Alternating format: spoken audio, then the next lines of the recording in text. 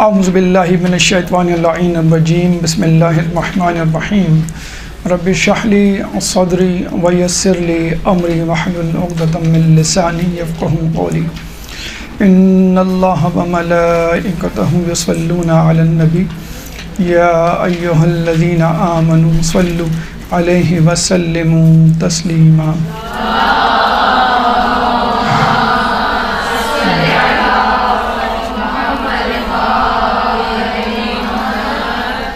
اللہ تعالیٰ کے شکر گزار ہیں کہ اس نے ہمیں اشرف المخلوقات بنایا، اور اس کے بعد شکر اس بات کا کہ اس نے ہمیں مسلمان گھرانے میں پیدا کیا، اور سب سے بڑھ کر شکر اس بات کا کہ اس نے ولایت علی جیسی نعمت سے ہمیں بہرہ مند فرمایا۔ مولا کا قول ہے کہ جب میں خدا سے بات کرنا چاہتا ہوں تو نماز پڑھتا ہوں، اور جب میں چاہتا ہوں کہ خدا مجھ سے بات کرے تو میں قرآن پڑھتا ہوں۔ اسی طرح چوتھے امام سید الساجدین حضرت علی بن ابی اللہم صلی علیہ فرماتے ہیں کہ اگر مشرق سے لے کے مغرب تک تمام آبادی مر جائے تو اور اگر میرے پاس قرآن موجود ہو تو مجھے کوئی وحشت نہ ہو، یعنی اتنی انسیت امام کو قرآن سے کہ دنیا میں کوئی شخص باقی نہ رہے اور ان کے پاس قرآن ہو تو وہ گفتگو کے لیے ان کی تنہائی کو دور کرنے کے لیے کافی ہے۔ کہتے ہیں کہ قیامت میں 3 چیزیں اللہ کے حضور انسان سے شکوہ کریں گی۔ ایک تو مسجد محلے کی، کہ جو کہے گی کہ یہ شخص میرے محلے میں رہتا تھا لیکن نماز پڑھنے میرے پاس نہیں آتا تھا۔ دوسرا عالم دین، جو کہے گا کہ میں اس کی دسترس میں تھا، اس کے قریب تھا، لیکن اس نے کبھی مجھ سے استفادہ حاصل کرنے کی توفیق نہیں حاصل کی۔ تیسرا قرآن، کہ جو کہے گا کہ میں اس کے گھر میں موجود تھا لیکن اس نے کبھی اسے کھول کر مجھ سے فائدہ نہیں اٹھایا۔ اور بڑے افسوس کے ساتھ کہنا پڑتا ہے کہ یہی وہ کتاب ہے کہ جو خط کی صورت میں اللہ تعالیٰ نے اپنے بندے کو بھیجی ہے، اور حمد و مونس کی صورت میں اس کی تنہائی دور کرنے کے لیے موجود ہے، اور اللہ کی اس اتنی بڑی نعمت کو جو ثقلین میں سے ایک ثقل ہے، گھر میں موجود ہونے کے باوجود ہماری بے توجہی کا شکار ہے۔ ایک اسکول میں کتب میلہ ہونے والا تھا تو استاد نے اپنی کلاس کے بچوں سے کہا کہ بچوں، آپ کے گھر میں پرانی جو کتابیں رکھی ہوئی جس کو آپ نہیں پڑھ رہے وہ لے آئیے گا تاکہ ہم کتب میلے میں رکھیں اور اس کو فری آف کاسٹ غریب بچوں میں تقسیم کریں۔ تو کلاس کے تمام بچے ایک ہی کتاب یعنی قرآن مجید لے کر آئے۔ استاد نے پوچھا کہ بھئی آپ سب لوگ ایک ہی کتاب قرآن کیوں لے کر آئے؟ تو انہوں نے کہا کہ یہی وہ کتاب ہے جو ہمارے گھر میں پڑھی رہتی ہے اور کوئی اس کی طرف نہیں دیکھتا نہ استعمال کرتا ہے، چنانچہ ہم یہ کتاب لے آئے۔ تو کہنے کا مقصد یہ ہے کہ اتنی کتابوں کے علوم حاصل کرنے کے بعد بھی انسان اس کتاب سے غافل رہے کہ جس میں بحر و بر کا علم موجود ہے، بلکہ تمام علم کے چشمے اسی کتاب سے پھوٹتے ہیں، اور اگر اس کتاب سے انسیت یا محبت نہ ہو تو اس کتاب کے پڑھانے والوں سے بھی محبت نہ ہوگی، اور اس کتاب کے پڑھانے والے خود اہل بیت ہیں کہ جن کے لیے رسول اللہ نے فرما دیا انی تارکن فیکم الثقلین کتاب اللہ و عطرتی ما ان تمسکتم بہما لن تضلوا بعدی ابدا، کہ میں اپنے بعد 2 گراں قدر چیزیں چھوڑے جا رہا ہوں، اگر تم ان سے متمسک رہو گے تو کبھی گمراہ نہیں ہوگے، لن تضلوا، کبھی بھی نہیں، نیور ایور۔ اور یہ دونوں چیزیں ایک دوسرے سے جدا نہیں ہوں گی حتیٰ کہ میرے پاس حوض کوثر پر مجھ سے ملاقات نہ کر لیں، حتیٰ یردا علی الحوض۔ تو ہم خوش قسمت ہیں کہ قرآن بھی ہمارے پاس ہے اور قرآن کو پڑھانے والے بھی ہمارے پاس ہیں۔ اوروں کے پاس قرآن تو ہو سکتا ہے لیکن قرآن کو پڑھانے والے ان کے پاس موجود نہیں۔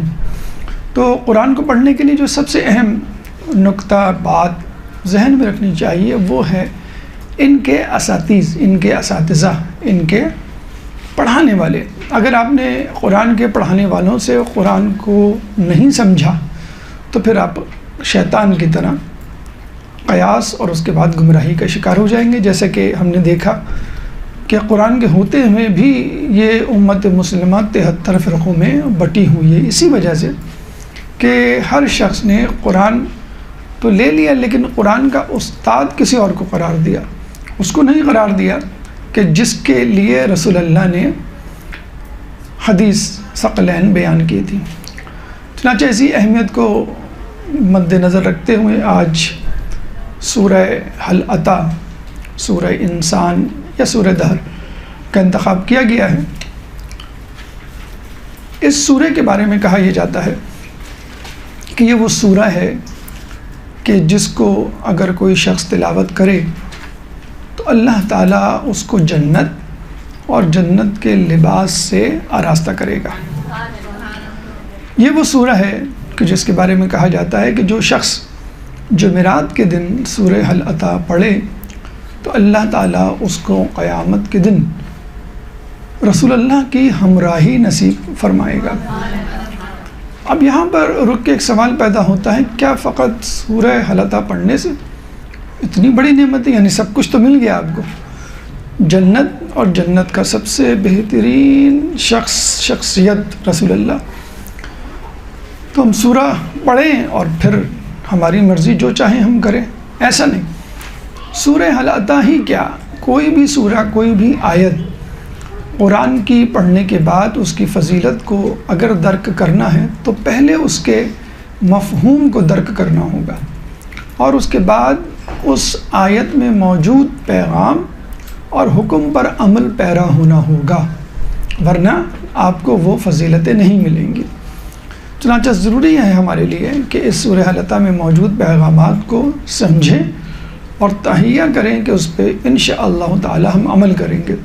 100% عمل تو بہرحال نہیں ہو سکتا ہے کیونکہ یہ اہل بیت کے لیے مختص ہے، اس کے بعد انبیاء، اولیاء، اصحاب، مجتہدین، مراجعین، لیکن حصہ بقدر جسہ، جتنی سکت، جتنی اہلیت ہو اس کے مطابق عزم مصمم اگر کیا جائے اس پہ عمل کرنے کا قرآن پر سورہ حل عطا یا جو بھی سورہ، تو انشاءاللہ اللہ تعالیٰ آپ کو دنیا اور جہاں کی، دنیا اور آخرت کی نعمتوں سے سرفراز فرمائے گا. یہ سورہ جو کہ قرآن کے 29ویں پارے میں ہے، 31 آیات پر مشتمل ہے، یعنی جز 29 اور اس کی خود کی آیات 31، اور ترتیب کے اعتبار سے یہ سورہ قرآن میں 76ویں نمبر پہ ہے، 76th پوزیشن پر. اس سورہ کے بارے میں کہا جاتا ہے کہ یہ مدنی ہے اور متفق علیہ ہے کہ یہ سورہ اہل بیت کی شان میں نازل ہوا. کچھ لوگوں کا اگر اختلاف ہے تو وہ غیر شیعہ مکاتب فکر سے تعلق رکھتے ہیں، لیکن کم از کم ان الابرارہ سے لے کر 18 آیات کہ جس میں وہ ایثار کا واقعہ بھی موجود ہے کہ جس میں اہل بیت نے اپنی روٹیوں کو گھر پہ آنے والے سائل میں تقسیم کی. ان 18 آیات کے بارے میں متفق علیہ شیعہ سنی مکاتب کہ یہ اہل بیت کی شان میں نازل ہوئی. بہرحال 31 میں 18 یا اوورال پورا کا پورا سورہ اہل بیت کی شان میں نازل ہوا. اس سورہ کے 5 مضامین ہیں، 5 ٹاپکس، 5 موضوعات ہیں، اور ہر موضوع اپنے اندر کئی پیغام لیا ہوا ہے. 5 موضوعات میں سے جو شروع کے 4 موضوعات ہیں، ان 4 موضوعات میں تقریباً 5 پیغامات نکلتے ہیں، اور آخری حصے میں ایک پیغام تقریباً 20-21 پیغامات ہیں. انشاءاللہ اللہ سے دعا ہے کہ ہمیں ان پیغامات کو آپ تک پہنچانے کی توفیق عطا فرمائے اور ہم سب کو ان پیغامات پر عمل کرنے کی توفیق عطا فرمائے. ایک درود پڑھ دے محمد والے محمد.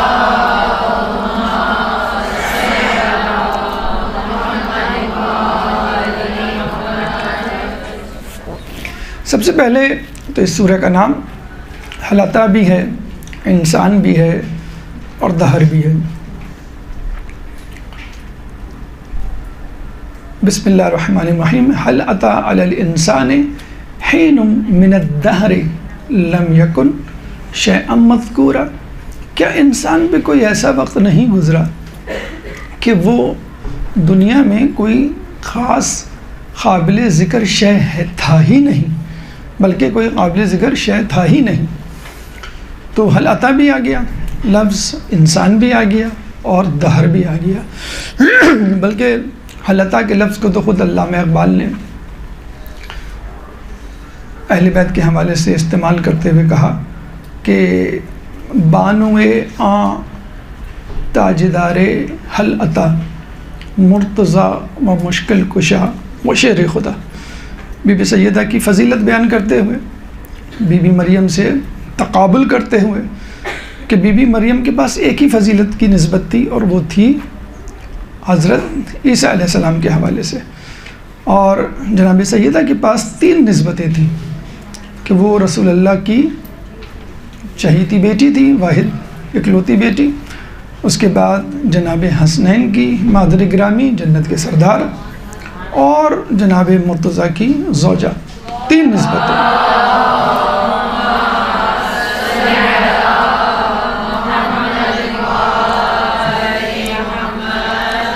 یہاں پہ اہل بیت کے تاج، اہل بیت کے سردار کو تاجدار حل عطا قرار دیا ہے کہ حل عطا کا تاج ان کے سر پر موجود ہے جناب مرتضیٰ کے۔ تو یہ بھی ایک دلیل کہ سورہ حل عطا اہل بیت کی شان میں نازل ہوئی۔ پہلا موضوع خلقت انسان۔ اس موضوع میں مزید پیغامات تقریباً 5 کہ انسان کی خلقت کیسے ہوئی، کیوں ہوئی، اور کن مراحل سے اسے گزرنا ہے، کہاں پہنچے گا اور کس حالت میں ہوگا، اللہ نے کیا نعمتیں اس مخلوق کے لیے رکھی ہیں۔ تو پہلا پیغام، پہلے موضوع کا پہلا پیغام، موضوع کیا ہے؟ خلقت انسان۔ اور موضوع کیا، پیغام کیا ہے؟ ابتدا، انسان کی ابتدا کیا ہے؟ پہلی بات تو یہ ہے کہ لم یکن شیئا مذکورا، وہ کوئی قابل قدر شے تھا ہی نہیں، یعنی ہماری پیدائش سے پہلے ہم کچھ نہیں تھے، کوئی ہمیں جانتا نہیں تھا، ہماری صورت شکل دور کے بعد نام سے بھی کوئی واقف نہیں تھا، لیکن اس کے بعد پیدا ہونے کے بعد کچھ عرصے تک ہم نے اپنی پہچان کروائی، 60 70 80 سال اس کے بعد ہم اس دنیا سے چلے جاتے ہیں۔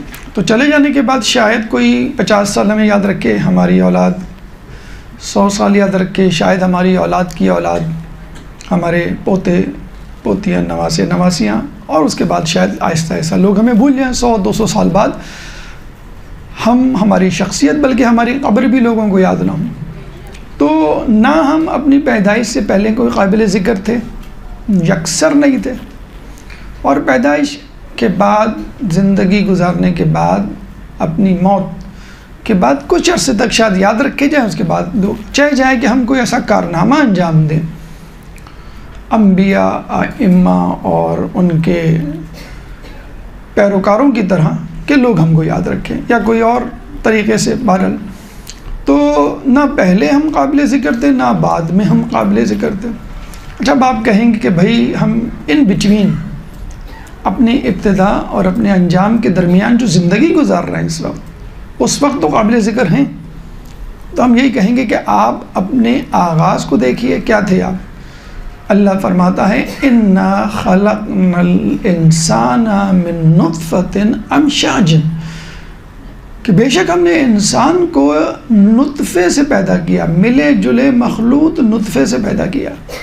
نطفہ یعنی مرد کا اسپرم، عورت کا اووم، دونوں مل کر جو زائگوٹ بنتا ہے اور اس کی جو ڈیولپمنٹ ہوتی ہے اس کو کہا گیا نطفۃ امشاج۔ بہرحال انسان جس کی ابتدا نطفے سے ہے وہ نجس، غسل واجب، اور اگر کپڑے یا بدن پہ لگے تو وہ نجاست ہٹانا واجب تھا، جب تک آپ نہ ہٹائیں نماز قبول نہیں۔ جب آپ مرنے ہیں تو آپ کو غسل دینا پڑتا ہے، چاہے کتنے ہی صاف ستھرے انداز سے اس دنیا سے جائیں، غسل کرنے کے بعد اس دنیا سے جائیں پھر بھی آپ کو غسل دینا پڑتا ہے، بلکہ اگر کوئی آپ کو چھو لے اس پہ بھی غسل مسح میت واجب۔ عجیب انسان کی حقارت کا عالم ہے کہ مرا ہوا انسان ہے، پہلی بات تو یہ کوئی چھو لے وہ نجس ہو جائے۔ تو تو انسان کی ابتدا آغاز جو ہے وہ نجاست سے ہو رہی ہے اور اس کے بعد انجام بھی نجاست سے۔ اب آپ کہیں گے بھئی اس وقت ہم صحیح سالم ہیں، اس میں نجاست کا کہاں عمل دخل ہماری شخصیت میں؟ تو مولا خود فرماتے ہیں عجیب انسان ہے کہ پیٹ میں نجاست لیے گھوم رہا ہے، بولو براز پیٹ میں موجود ہے، بلکہ ہمارے جسم کے ہر انچ میں نجاست موجود ہے۔ خون جہاں سے کاٹے وہاں سے خون نکلے گا، خون اگر بدن پہ لگ جائے، کپڑے پہ لگ جائے، نجس۔ تو بولو براز الگ چیز اور خون الگ چیز، پھر نطفہ، 4 نجاستیں تقریباً آدھی تو نجاستیں ہمارے اندر موجود ہیں۔ تو کہنے کا مقصد یہ ہے کہ انسان کا آغاز، انسان کا انجام، انسان کی ابتدا اور انسان کے جانے کے بعد یا تو ناقابل ذکر ہے یا پھر نجاست سے عبارت ہے۔ تو پیغام یہ ہے کہ انسان کے اندر اکڑ کس بات کی، کس بات میں انسان تکبر کرتا ہے، عزت، دولت، شہرت، جائیداد یا کوئی ہنر، کوئی ملکہ، کوئی خصوصیت جس پہ وہ کرتا ہے، لیکن اس کی حقیقت کیا ہے؟ وقتی جسے کہتے ہیں کہ ایک عروج ہے، وقتی کمال ہے، وقتی طاقت ہے، وقتی جاہ و جلال ہے، منصب ہے، اس کے بعد کچھ بھی نہیں ہوگا۔ وہی 2 گز کی زمین ہے جو لوگوں کو ملی ہے وہ آپ کو بھی ملے گی۔ ابھی آپ اپنے دوست احباب کے ساتھ بیٹھے ہیں اور غذائیں کھا رہے ہیں، اس کے بعد آپ کو چونٹیاں غذا کے طور پہ، حشرات غذا کے طور پہ کھا رہے ہوں گے، ان کے ساتھ آپ لیٹے ہوئے ہوں گے۔ تو یہ انجام اور یہ ابتدا اگر انسان یاد رکھے تو انشاءاللہ کبھی بھی کسی تکبر میں مبتلا نہیں ہوگا، چاہے وہ کوئی بہت بڑا بادشاہی کیوں نہ بن جائے۔ انبیاء اکرام کے اندر جتنا تواضع انکساری کا مادہ ہوتا تھا وہ کسی میں نہیں ہوتا تھا، حالانکہ اپنے اپنے زمانے میں ہر نبی معتبر ترین اور اوج پہ پہنچا ہوا، کمال پہ پہنچا ہوا انسان ہوتا تھا، لیکن اپنے آپ کو سب سے حقیر ترین سمجھتا تھا۔ کسی نے خدا نے موسیٰ علیہ السلام سے کہا کہ جب دوسری مرتبہ آنا میرے پاس تو ایسی شخصیت، ایسی چیز کو لے کے آنا جس کے بارے میں تم سمجھتے ہو کہ وہ تم اس سے بہتر ہو۔ دیکھا جائے موسیٰ علیہ السلام کسی بھی کو بھی پکڑ کے لے جاتے، ہر شے، ہر شخص ان سے کمتر تھا، وہ تو نبی تھے نا۔ جانوروں، جمادات، نباتات، حیوانات کی بات چھوڑیں، انسانوں میں بھی جو بھی ہوتا حواری ہوتا ان کا، کوئی ان کا خلیفہ ہی کیوں نہ ہوتا، وہ سب ان سے کمتر ہی تو ہوتا، لیکن کہتے ہیں کہ موسیٰ علیہ السلام کسی انسان کو نہیں لے کے گئے کہ شاید یہ مجھ سے کسی جہت میں آگے ہو، کسی انداز میں، کسی زاویے سے بہتر ہو خدا کے نزدیک بنسبت میرے، تو میں کیوں کسی کو لے کے جاؤں۔ وہ یاد ہے نا کہ جب وہ توریت کی تختیاں لے کر آ رہے تھے تو تھوڑی دیر کے لیے دل میں ایک زعم پیدا ہوا کہ مجھ سے بہتر کوئی ہوگا، میرے پاس تو توریت ہے، کتاب الہی ہے، مجھ سے بہتر کوئی ہوگا۔ فوراً کہا موسیٰ یو ٹرن لے لو، جاؤ فلاں جگہ، فلاں دریا پہ ایک شخص ہے، یہ علامات ہیں، وہ تمہیں علم سکھائے گا۔ پھر آپ نے دیکھا موسیٰ علیہ السلام نے کیسا زانو تلمس طے کیا، اور خضر علیہ السلام نے کس طرح ان کو ٹریٹ کیا جیسے ایک مونٹیسری کا بچہ، کہ خبردار کوئی سوال کیا، اگر سوال کیا تو میں ناراض ہو جاؤں گا۔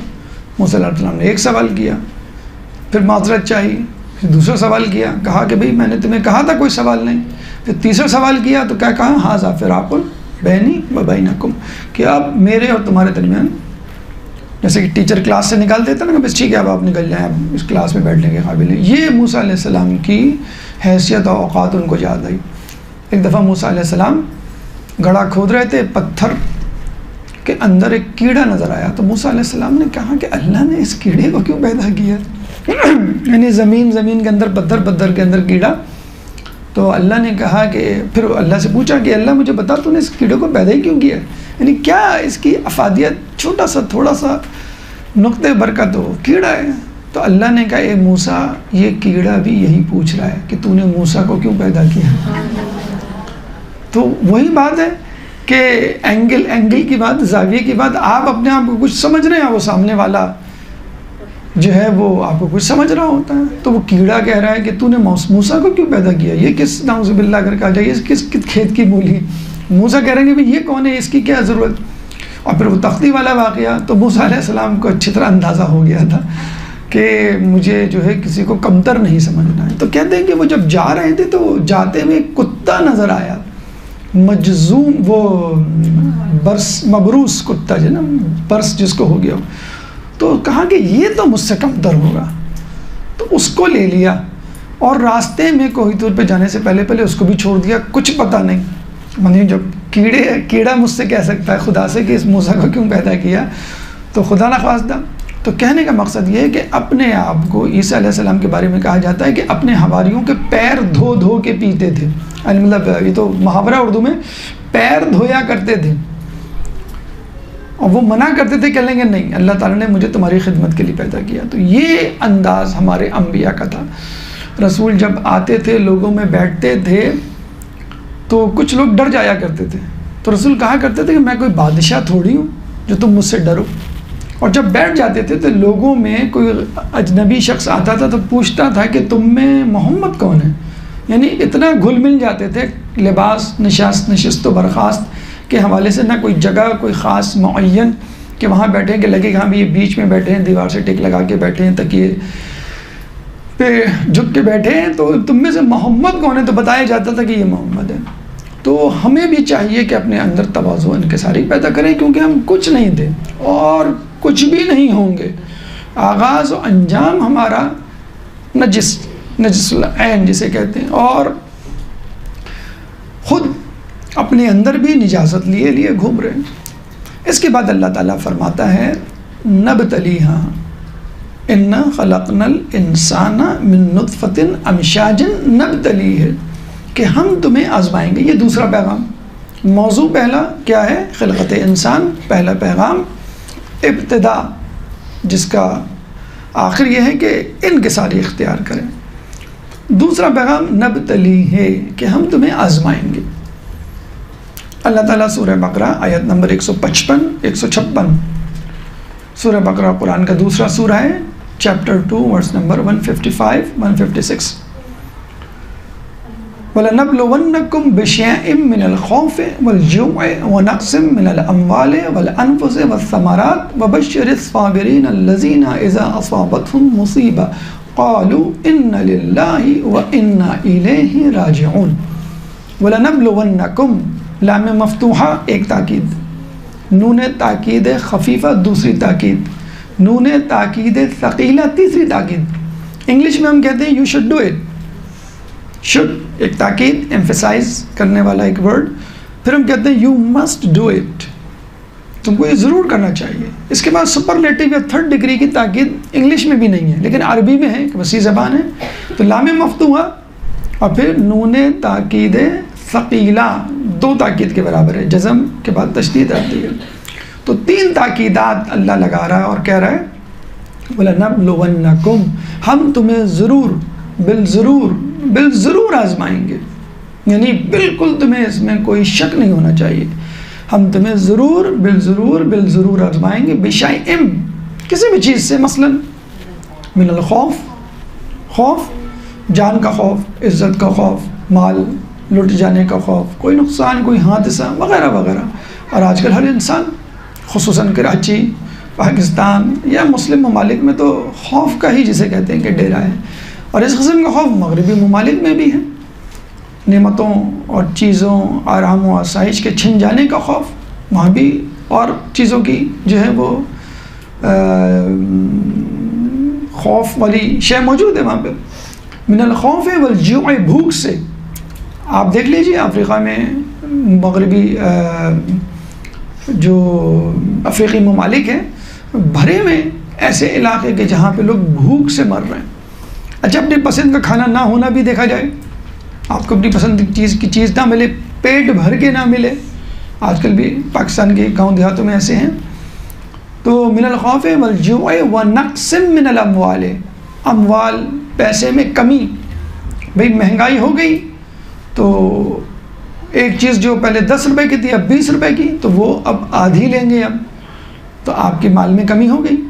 یا آپ کی کرنسی ڈی ویلیو ہو گئی، پراپرٹی ڈی ویلیو ہو گئی، یا جاب سے نکال دیا گیا، ونقص کاروبار میں نقصان ہو گیا، ونقص من الاموال والانفس، یعنی جان نکل جانا، جان چلی جانا حادثے میں، بیماری میں، قتل و غارت میں، بوم بلاسٹ، ٹارگٹ کلنگ، دشمنی کسی بھی وجہ سے، ایک خوف جسے کہتے ہیں نا، والثمرات، اور پھلوں اناج میں کمی سے۔ ابھی جو سیلاب آیا ہے اور اس سے پہلے جو ٹڈی دل جو گراس ہاپرز ہوتے ہیں اسپیشل، ان کا جو اٹیک ہوا تھا، پوری فصل کی فصل سندھ پنجاب کے دیہاتوں کو چٹ کر گئی تھی ان کی فصلوں کو، تو وہ بھی ایک بھوک کا ذریعہ ہے، ثمرات میں کمی کا ذریعہ ہے۔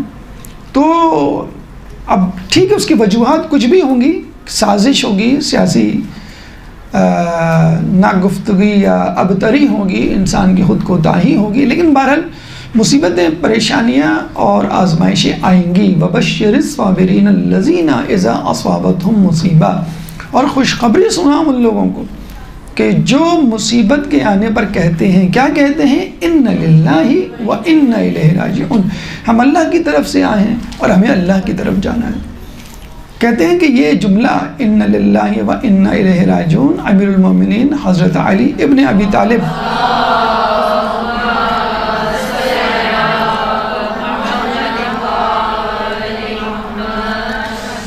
کا تھا کہ جب وہ کوئی موت کی خبر سنتے، کسی حادثے کی، کوئی افسوسناک واقعے کی، تو کہا کرتے تھے کہ ہم اللہ کی طرف سے آئے ہیں، ہمیں اللہ کی طرف جانا ہے۔ تو اللہ کو یہ جملہ اتنا پسند آیا کہ اس نے اس جملے کو قرآن کی زینت بنا دیا۔ تو جو قرآن کی آیات پر عمل کریں انہیں اصحاب کہتے ہیں، اور جن کے الفاظ قرآن کی زینت بن جائیں ان کو اہل بیت کہتے ہیں۔ اللہم صلی علی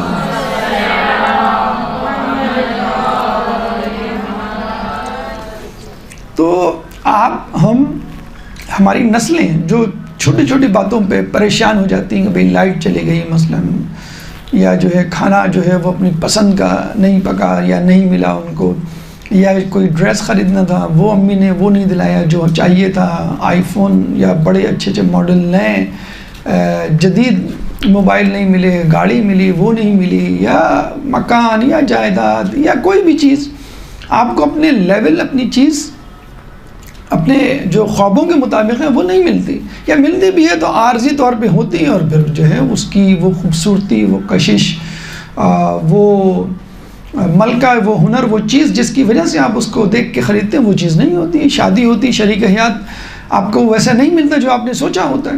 تو کہنے کا مقصد یہ ہے کہ کسی کو بھی اپنے حساب سے زندگی نہیں ملی۔ اگر آپ بادشاہ سے بھی پوچھیں نا، اب امریکہ، اسرائیل، یہ بڑے بڑے ملک جنہوں نے خود پوری دنیا میں طوفان بدتمیزی مچایا ہے نا، تو ان سے بھی پوچھیں تو یہ بھی کہیں گے کہ دنیا ہمارے حساب سے نہیں چل رہی۔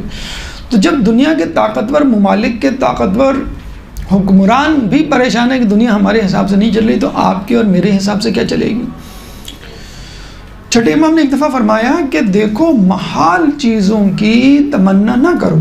تو لوگوں نے کہا یہ کیسے ممکن ہے کہ ایک آدمی محال یعنی ناممکن چیزوں کی تمنا کرے؟ تو امام نے فرمایا کیا تم اس دنیا میں آرام و سکون کی تمنا نہیں کرتے؟ کہ ہاں کرتے تو ہیں۔ کہ دنیا میں آرام و سکون کہاں؟ آرام و سکون تو جنت میں۔ تو کہنے کا مقصد یہ ہے کہ آرام و سکون کیا، کہ اگر آپ جوان سے پوچھیں، بچے سے پوچھیں، بوڑھے سے پوچھیں، ہر کوئی یہ کہے گا نہیں زندگی گزری 80%، 50%، 20%، ہمیں یہ نہیں ملا، ہمیں وہ نہیں ملا۔ تو بس جو نہیں ملا وَبَشِّرِ الصَّابِرِينَ، کہ ان لوگوں کو بشارت دے دو جو مصیبت آنے پہ کہتے ہیں کہ اِنَّ لِلَّهِ وَإِنَّا۔ تو لوگ بچوں کو بھی سکھائیں، خود بھی سیکھیں کہ مصیبت اگر آئے تو اس پہ صبر کریں تاکہ اللہ تعالیٰ اس مصیبت پہ اجر دے۔ شکوہ شکایت کی تو پھر جو اجر ملنا تھا، مصیبت تو اپنے وقت پر جائے گی، بیماری ہو، فقر و فاقہ ہو، کوئی حادثے کی وجہ سے کوئی نقصان پہنچے، کاروباری نقصان ہو، کچھ بھی ہو، وہ اپنے وقت پہ آ کے چلا جائے گا۔ اگر آپ نے اس دوران صبر کا مظاہرہ کیا تو ٹھیک، نہیں کیا تو پھر آپ کو بھگتنی تو ہے اس بیماری کو، اس سچویشن کو، اس مصیبت کو، لیکن اجر نہیں ملے گا۔ اس کے علاوہ سورہ مومنون آیت نمبر 115، سورہ مومنون قرآن کا 23واں سورہ ہے، چیپٹر 23، ورس نمبر 115۔ افحسبتم انما خلقناکم عبثا، کیا تم نے سمجھ رکھا ہے کہ ہم نے تمہیں عبث پیدا کیا، ایسے ہی خواہ، وہ کسی نے شعر بنا لیا ہے کہ یہ وطن تمہارا ہے، ہمیں خواہ مخواہ اس میں، تو وہ تم نے یہ سمجھ رکھا ہے کہ ہم نے تمہیں خواہ مخواہ پیدا کیا ہے، وَأَنَّكُمْ إِلَيْنَا لَا تُرْجَعُونَ، اور تم اس کی طرف دوبارہ پلٹائے نہیں جاؤ گے۔ تو آپ کا ایک مقصد ہے زندگی میں جسے کہتے ہیں کہ آنے کا، اور وہ ہے آزمائشیں، ان آزمائشوں پر اللہ کی اطاعت اور صبر۔ اس وقت پوری دنیا میں کاؤنسلنگ کا ایک طوفان آیا ہوا ہے، سائیکالوجسٹ ہوا کرتے تھے، پھر اس کے بعد سائیکیٹرسٹ، اس کے بعد پھر کاؤنسلر، پھر NLP، پھر کیا اس وقت اسپریچول کاؤنسلنگ کا ایک فیشن آیا ہوا ہے کہ لوگ جو ہے اسپریچول کاؤنسلنگ کرتے ہیں، یعنی وہ یہ کہتے ہیں کہ جو عام کاؤنسلر ہیں، جو عام لائف کوچز ہیں، سائیکالوجسٹ، سائیکیٹرسٹ ہیں، وہ یہ کہتے ہیں کہ بھائی جو دنیا میں ہو رہا ہے اس میں آپ اپنی جگہ کیسے بنائیں، کامیاب کیسے ہوں، یہ ہے لائف کوچنگ۔ اور اسپریچول کاؤنسلر یعنی روحانی مشیر آپ کا، وہ کیا کہتا ہے؟ وہ کہتا ہے کہ جو آپ کے اندر کی آواز ہے وہ آپ سنیں، چاہے آپ کو نفع ہو کہ نقصان ہو، اس میں سکون مل رہا ہے، مثلا لوگوں کو دینے میں سکون مل رہا ہے، آپ کو لوگوں کی مدد کرنے میں، لوگوں پر خرچ کرنے میں، تو ٹھیک ہے آپ یہ کریں۔ تو ان کا جسے کہتے ہیں کہ یہ کہنا ہے کہ ہمارے پاس زیادہ تر لوگ کس بیماری میں مبتلا ہو کر آتے ہیں، آپ کو سن کر حیرت ہوگی، کہتے ہیں کہ most of the patients come with the problem what is the purpose of life, کہ زندگی کا مقصد کیا ہے مجھے بتائیے۔ مغرب میں تو یہی ہے نا کہ کھانا پینا سونا، کھا لے پی لے جی لے، یہ ہمارے یہاں بھی یہ ہوتا جا رہا ہے۔ تو کیا کانسیپٹ اب تک رہا ہے کہ بھی کھانا پینا سونا، عیاشی اور شراب نوشی اور بس فرینڈ شپ، یہ وہ بس ہلا گلا، یہی زندگی ہے۔ اب لوگ اس بات سے تنگ ہوتے جا رہے ہیں، کہتے ہیں نہیں یہ مقصد نہیں ہے، زندگی کا کچھ اور بھی مقصد ہے جو ہمیں بتایا نہیں جا رہا ہے۔ آپ کو انگیج ایسے کیا ہے نا کہ آپ کو ڈالر کمانے ہیں اور ڈالر خرچ کرنا ہے، 5 days آپ کو کمانا ہے، 2 days آپ کو اسی کو خرچ کرنا ہے۔ تو 5 دن آپ سوچتے ہیں میں کیسے کماؤں، اور 2 دن آپ سوچتے ہیں میں کیسے خرچ کروں، پورا ہفتہ آپ پھر دوبارہ منڈے کو جو ہے کہ یہ دوبارہ سائیکل شروع۔ What is the purpose of life, یہ لوگ پوچھنے آتے ہیں۔ تو پرپز آف لائف آپ کو اگر پوچھنا ہے تو قرآن سے پوچھیے، وَلَنَبْلُوَنَّكُمْ بِشَيْءٍ، کہ تمہیں آزمائشوں سے گزارا جائے گا، اس میں تمہیں پرپز آف لائف آپ خدا سے پوچھ لیجئے۔ وَمَا خَلَقْتُ الْجِنَّ وَالْإِنسَ إِلَّا لِيَعْبُدُونَ، ہم نے جن و انس کو نہیں پیدا کیا سوائے اس کے کہ وہ ہماری عبادت کریں۔ سورہ زاریات آیت نمبر 56، سورہ زاریات قرآن کا 51واں سورہ ہے، چیپٹر 51 ورس نمبر 56۔ وَمَا خَلَقْتُ الْجِنَّ وَالْإِنسَ إِلَّا لِيَعْبُدُونَ، ہم نے نہیں پیدا کیا سوائے اس کے کہ انسان ہماری عبادت کرے، جن و انس ہماری عبادت کرے۔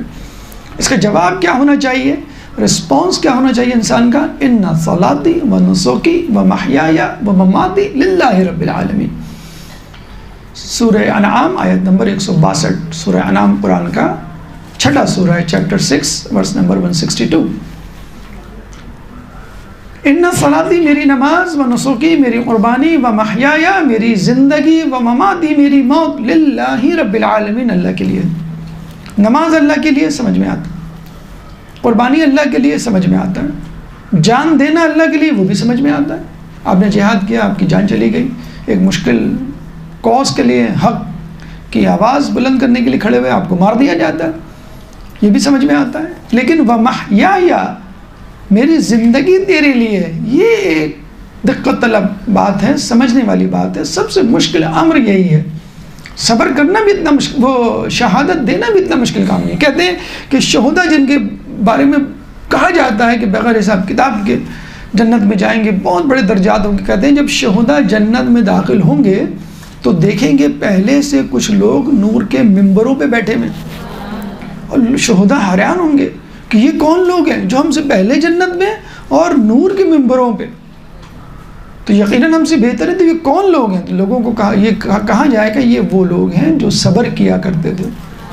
شہداء کہیں گے بھئی تو کیا ہوا، ہم نے بھی تو جان دینے پہ صبر کیا، ہمیں تکلیف ہوئی، ہمیں زخم لگا، ہمارا سر قلم ہوا، تشدد ہوا، ہم اس دنیا سے گئے، ہم نے اپنی جان دی، تو یہ بھی تو صبر ہے۔ تو کہا جائے گا کہ تم نے ایک مرتبہ صبر کیا، جب تمہاری جان چلی گئی تو صبر ختم ہو گیا۔ لیکن ان لوگوں نے روزانہ صبر کیا، ان کی روزانہ جان جاتی تھی اور روزانہ صبح زندہ ہوتے تھے، پھر روزانہ جان جاتی تھی، روزانہ صبح. کچھ لوگ کہتے ہیں نا اس زندگی سے موت بہتر ہے، تو وہ روزانہ مر رہے ہوتے ہیں، پھر روزانہ جی رہے ہوتے ہیں. یہ ہے زندگی. اگر ہم کہتے ہیں کہ بھئی انسان اللہ ہمیں موت دیتے، یہ تو بہت آسان کام ہے. زندگی میں جینا مشکل ہے، مرنا بہت آسان ہے. یا یوں کہہ لیجئے کہ جب آپ زندگی گزارتے ہیں لوگوں میں رہ کر، وہ اصل کام ہے. مسجد میں رہنا، مصلی پہ کھڑے ہونا، مجلس میں بیٹھنا، یہ بھی اتنا مشکل کام نہیں ہے. مصلی اٹھانے سے مصلی بچھانا تک کی جو زندگی ہے، مسجد سے نکلنے سے مسجد میں داخل ہونے تک کی جو زندگی ہے، مدرسے میں جانے سے مدرسے میں آنے تک کا جو پورا ہفتہ ہے، جو لوگوں کے درمیان آپ کو گزارنا ہے، وہ ہے اصل زندگی. بات بات پہ آپ کو صبر کرنا ہے. مجلس، مدرسہ، مسجد، یہاں تو آپ کے مطلب کی باتیں ہو رہی ہیں. آپ کے مطلب کے لوگ ہیں، نیک ہیں، باحجاب ہیں، بارش ہیں، عبادت گزار ہیں، سچ بولنے والے ہیں، ہمدردی کرنے والے ہیں. لیکن جب آپ اپنے اپنے مقامات پر پہنچیں گے، جو دین سے نفرت کرتے ہیں، جو سچ سے نفرت کرتے ہیں، عبادت سے منہ چراتے ہیں، اور ان کے درمیان کبھی وہ گھر میں موجود ہوتے ہیں، کبھی وہ پڑوس میں موجود ہوتے ہیں، کبھی وہ رشتہ داروں میں موجود ہوتے ہیں، لیکن آپ پھر بھی ان کو دیکھ کے مسکراتے ہیں، پھر بھی ان کی کڑوی کسیلی باتوں کو سن کر چپ ہو جاتے ہیں. یہ ہے اصل زندگی، یہ ہے صبر، جس کا ثواب شہداء سے بھی زیادہ ہے. تو افا حسبتم انما خلقناکم عبثا وانکم الینا لا ترجعون. کیوں سمجھ رکھا ہے کہ اللہ تعالیٰ نے تمہیں کوئی نہ کوئی مقصد ہے جس کے لیے پیدا کیا گیا. اور یہ وہی مقصد ہے کہ جب آج مغربی دنیا اس مقصد کو تلاش کرنے کے لیے اپنے کاؤنسلر، اپنے سائیکالوجسٹ، اپنے ماہر نفسیات کے پاس جا رہی ہے کہ زندگی کا مقصد کیا ہے، جس مقصد پہ ہمیں لگایا گیا وہ مقصد نہیں ہے.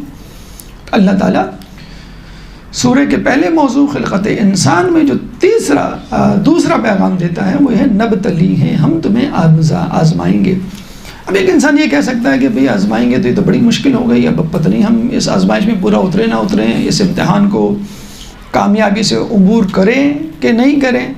اگر ہمیں ناکامی ہوئی تو کیا ہوگا؟ تو کہنے کا مقصد یہ ہے کہ اگر ناکامی ہوئی تو یہ آپ کی اپنی وجہ سے ہوگا، خدا کی طرف سے. خدا نے پورا اہتمام کیا ہے کہ آپ کامیاب ہوں. کیوں؟ اللہ فوراً فرماتا ہے، یہ اس کا تیسرا پیغام اس پہلے موضوع کا، کہ نبتلی کے بعد اللہ تعالیٰ فرماتا ہے فَجَعَلْنَاهُ سَمِيعًا بَصِيرًا، بس ہم نے تمہیں سننے والا اور دیکھنے والا بنایا. یعنی اللہ نے آپ کو ایسی طاقتیں، قوتیں عطا فرمائیں کہ جس سے آپ کسی بھی شے، کسی امر، کسی حادثے، کسی بھی شخص، کسی بھی بات کو دیکھ کر، سن کر اینالائز کر سکتے ہیں، تحلیل، تجزیہ کر سکتے ہیں. اور پھر عقل بھی دی. یہ تو مثال کے طور پہ کہا ہے سمیعاً بصیرہ، سننے والا اور دیکھنے والا بنایا، کیونکہ یہ دو حصے ایسی ہیں جو سب سے زیادہ استعمال ہوتی ہیں. اور نمبر 1 فرنٹ پہ، فرنٹ پہ دنیا کو سمجھنے کے لیے سب سے پہلے آپ ان دو چیزوں کو استعمال کرتے ہیں، دیکھنے کو اور سننے کو. اس کے بعد عقل کا نمبر آتا ہے، اس کے بعد تمام حواس خمسہ کا نمبر آتا ہے. تو اللہ تعالیٰ نے آپ کو سمیعاً بصیرہ، سمیع اور بصیر بنایا کہ آپ دیکھیں، سنیں، سمجھیں، تجزیہ کریں اور پھر فیصلہ کریں کہ کیا صحیح ہے، کیا غلط ہے. اور صرف یہی نہیں، ہم دیکھتے ہیں کہ کچھ لوگوں کے پاس آنکھیں اور کان ہوتے ہیں پھر بھی بہک جاتے ہیں.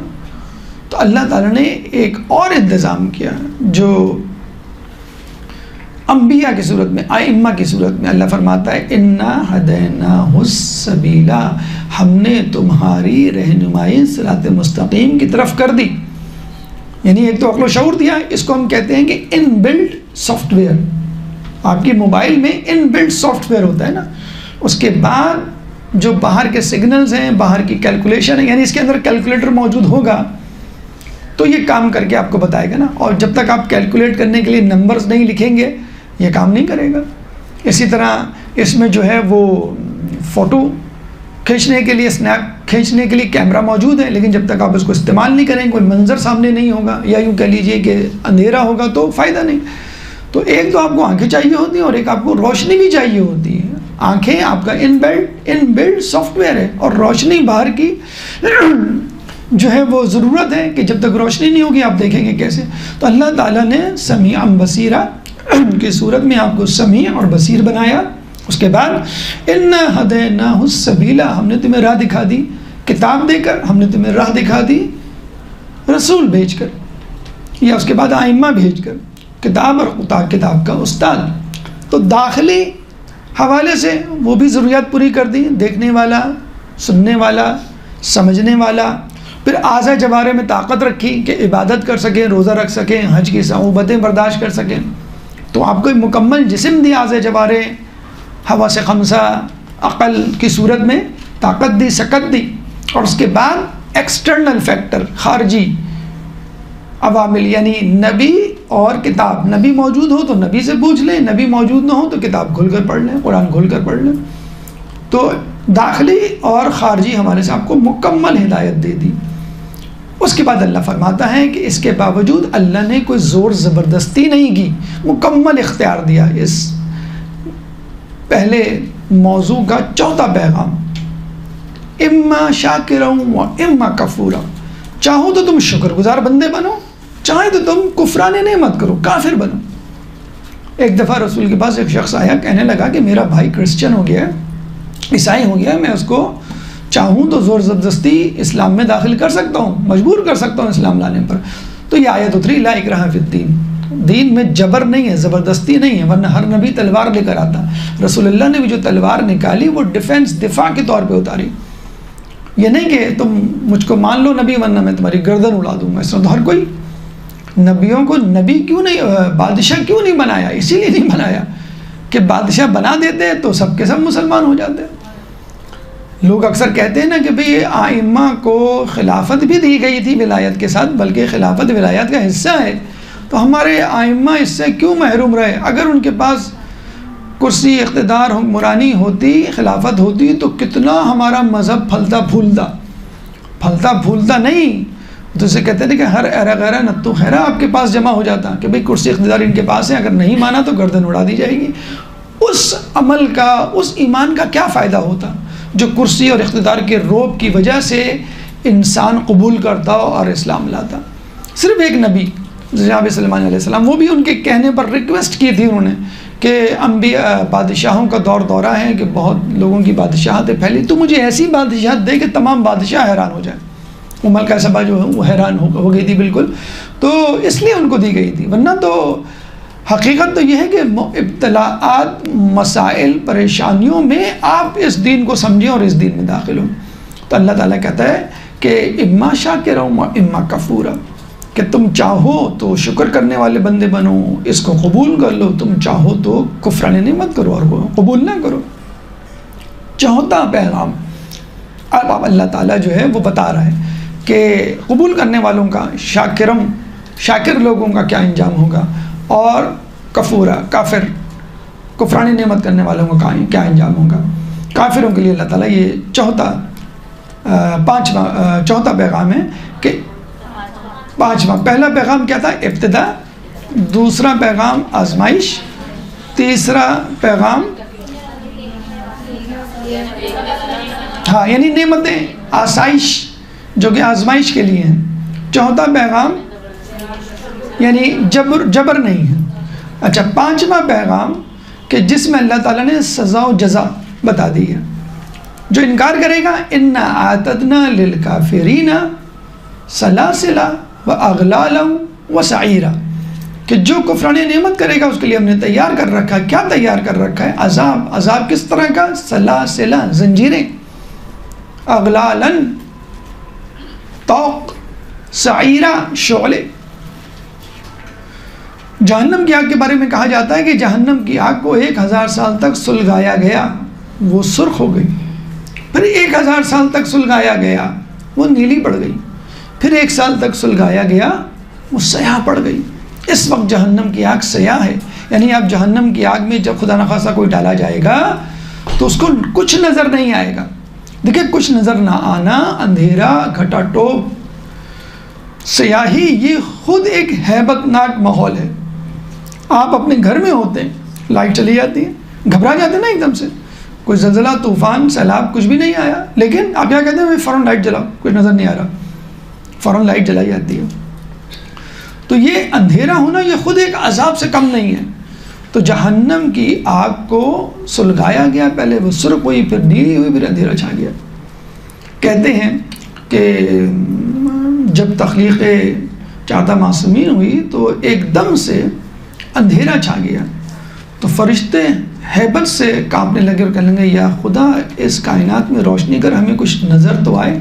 تو اللہ تعالیٰ نے نور فاطمہ کو تخلیق کیا۔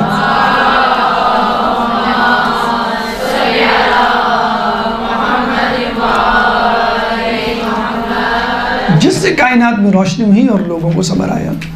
تو جہنم کی آگ ایک اپنا عذاب اور خود اندھیرا ایک دوسرا عذاب، کہ کیا شدت ہوگی اس آگ کی۔ کہا یہ جاتا ہے کہ جہنم کی آگ میں جلنے والے کو اگر دنیا کی آگ میں ڈال دیا جائے تو وہ سکون سے سو جائے، یعنی اے سی کے برابر ہے، ایئر کنڈیشنر کے برابر ہے دنیا کی آگ جہنم میں جلنے والے آدمی کے سامنے۔ یہ اے سی کے جو آپ انگلی ڈالیں تو آپ پریشان ہو جائیں، چولہے کے قریب کھڑے ہوں تو آپ پریشان ہو جائیں۔ اچھا یہ بھی نہیں معلوم کہ یہ چولہے کی آگ یا لکڑی کی آگ سے تقابل کیا جا رہا ہے جہنم کی آگ کو، یا اس آگ سے جو کہ سینٹر آف دا ارتھ، مرکز ارض، دنیا کے مرکز میں ہے۔ دنیا کے مرکز کا ٹیمپریچر آپ کو معلوم ہے کتنا ہے؟ 3000 ڈگری سینٹی گریڈ، 3000 ڈگری سینٹی گریڈ ٹیمپریچر ہے۔ تو کچھ نہیں معلوم کہ شاید اس سے کمپیئر کیا گیا ہو، لیکن جس سے بھی کمپیئر کیا گیا ہو آپ اندازہ لگا لیں۔ کہتے ہیں کہ ہمارے یہاں دنیا کی آگ میں چیز جل کے خاکستر ہو جاتی ہے، انسان کا جسم جب جل جاتا ہے تو پھر اس پہ اثر نہیں ہوتا کسی چیز کو، نرو اینڈنگز، پین، سینسٹیو نروز وہ بھی جل جاتی ہیں۔ جہنم میں جب آپ کی کھال جل جائے گی، کسی کی کھال جل جائے گی تو اس کھال کو اتارا جائے گا، پھر نئے سرے سے کھال کو چڑھایا جائے گا تاکہ اس کو مزید تازہ تازہ اور شدت سے تکلیف محسوس ہو۔ یہ نہیں کہ اس کو عادت پڑ جائے گی کہ بھی مجھے تو عادت ہو گئی جلنے کی۔ اور کہہ دیں گے جہنمیوں کے جسم کو طول و عرض میں بڑھا دیا جائے گا کہ گردن سے لے کے کندھے تک کا فاصلہ 3 دن کا، تاکہ جتنا بڑا جسم ہوگا اس کو جتنی زیادہ تکلیف ہوگی اتنا بڑا ایریا جو ہے وہ سفر کرے گا۔ تو یہ ہے وہ جہنم کی آگ، اس کے بارے میں کہا جاتا ہے۔ اور ہمارے یہاں سب سے بڑا پروٹیکشن یا شیلڈ جو جہنم سے آگ سے بچانے والی ہے وہ جناب سیدہ فاطمہ الزہرا سلام اللہ کی آگ۔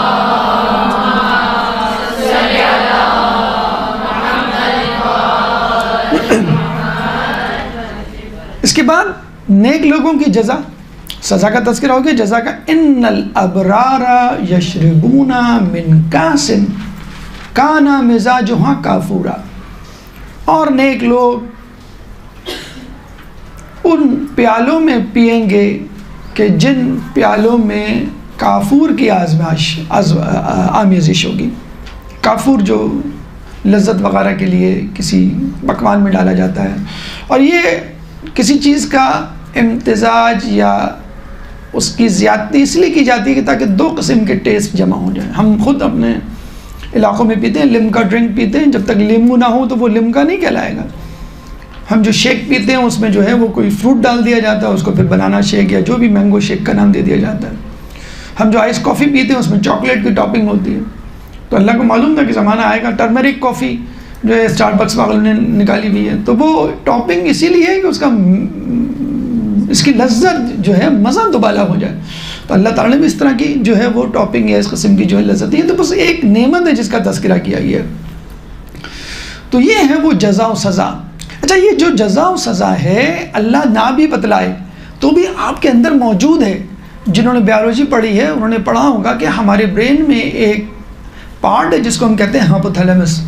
اس ہائپوتھیلمس میں ایک سینٹر ہے جس کو ہم کہتے ہیں پنشمنٹ اینڈ ریوارڈ سینٹر، کہ جب انسان کوئی صحیح کام کرتا ہے تو ریوارڈ سینٹر اس کو خوش کر دیتا ہے، اس کا موڈ ٹھیک ہو جاتا ہے، اور پنشمنٹ سینٹر جب آپ کوئی گناہ کرتے ہیں تو وہ پنشمنٹ سینٹر آپ کو گلٹی کانشیس ایک پریشانی میں مبتلا کر دیتا ہے، ارسپیکٹو کہ آپ کسی مذہب سے تعلق رکھتے ہیں کہ نہیں، ارسپیکٹو کہ آپ کا خدا پہ بھی بلیو ہے کہ نہیں، کہ ایسا شخص جب وہ جھوٹ بولے گا اس کو فیل ہوگا کہ یہ میں نے غلط کام کر دیا، میں نے جو ہے کسی پہ ظلم کیا تو یہ میں نے غلط کام کر دیا۔ حتیٰ کہ شراب اور سمور اور جتنی بھی چیزیں، موسیقی مثلا، جو عام لوگ کہتے ہیں کہ بھائی ہمارے ہاں تو یہ گناہ نہیں ہے، حالانکہ عیسائی مذہب میں بھی یہ سب گناہوں میں شمار ہوتے ہیں، لیکن فرض کر لیں جو عام معاشرے میں یہ کانسیپٹ ہے بھائی یہ تو گناہ نہیں ہے اس لیے ہم کر رہے ہیں۔ بہت سے لوگ ہیں نا جو کینیڈا، امریکہ، یورپ، آسٹریلیا میں رہتے ہیں، ان سے آپ بحث کریں تو وہ کہتے ہیں نہیں پاکستان میں یہ برا، یہ برا، یہ برا، تو ہم کہتے ہیں بھائی وہاں پہ بھی تو برائیاں ہیں، شراب ہے، سور ہے، ایڈلٹری ہے، یہ تمام بے راہ روی، تمام چیز، کہ نہیں یہ ان کے یہاں برائی شمار نہیں ہوتی، یہ برائی ہے ہی نہیں، تو اگر وہ کر رہے ہیں تو اس میں کیا ایسا مذاق؟ حالانکہ عیسائی مذہب میں بھی، یہودی مذہب میں بھی یہ سب برائیاں موجود ہیں، خصوصاً اسرائیل آپ چلے جائیں، اللہ نہ کرے آپ جائیں، تو وہاں پہ جو بزرگ لوگ ہیں، بڑے بوڑھے لوگ ہیں، وہ بہت ڈانٹتے ڈپٹتے ہیں عورتوں کو بھی، اپنا حجاب تمہارا ٹھیک ہونا چاہیے، حجاب کا بہت کانسیپٹ ہے وہاں پہ، جو آرتھوڈاکس قسم کے جسے کہتے ہیں جیوز ہیں، عبادت کا بہت کانسیپٹ ہے، ان کی داڑیاں آپ نے دیکھا ہوگا، ان کی عبادت آپ نے، جو راسخ العقیدہ، اس طرح عیسائیوں میں بھی ہے، لیکن بس عیسائیوں نے تو اپنے آپ کو بالکل الگ کر دیا ہے کہ یا تو بالکل آپ راہب بن جائیں یا پھر مادر پدر آزاد بن جائیں۔ کہنے کا مقصد یہ ہے کہ آپ کا تعلق کسی مذہب سے ہو یا نہ ہو، آپ خدا پہ بلیو کرتے ہوں یا نہ ہوں، لیکن یہ فطری بات ہے، اچھا کام کریں گے تو دل میں ایک راحت و سرور پیدا ہوگا، اب برا کام کریں گے تو ایک گلٹی کانشنس، ایک ضمیر کی خلش آپ کے اندر محسوس ہوگی۔ تو یہ سب کیا ہے؟ ریوارڈ، پنشمنٹ ریوارڈ سینٹر، جو کہ ہائپوتھیلمس کے اندر موجود ہے، جو گناہ کرنے پہ آپ کو سونے نہیں دیتا، خوشی کرنے پر، نیکی کرنے پر آپ کو خوشی کی نیند جسے کہتے ہیں وہ سلا دیتا ہے۔ تو یہ وہ گناہ اور ثواب کا مرکز یا کانسیپٹ جو اللہ تعالیٰ نے آپ کے اندر ان بلڈ کر دیا، جیسے سمیع بصیرہ، آنکھ اور کان دیے، عقل دی داخلی طور پہ، تاکہ آپ بیدار رہیں کہ میرے آس پاس جو ہو رہا ہے وہ صحیح ہو رہا ہے، غلط ہو رہا ہے، میں جو کر رہا ہوں صحیح کر رہا ہوں، غلط کر رہا ہوں۔ یہ ہے پہلا موضوع، اور اس کے اندر موجود 5 پیغامات۔ اس کے بعد دوسرا موضوع نیک انسان کی خصوصیات۔ ایک درود پڑھ دے محمد والے محمد۔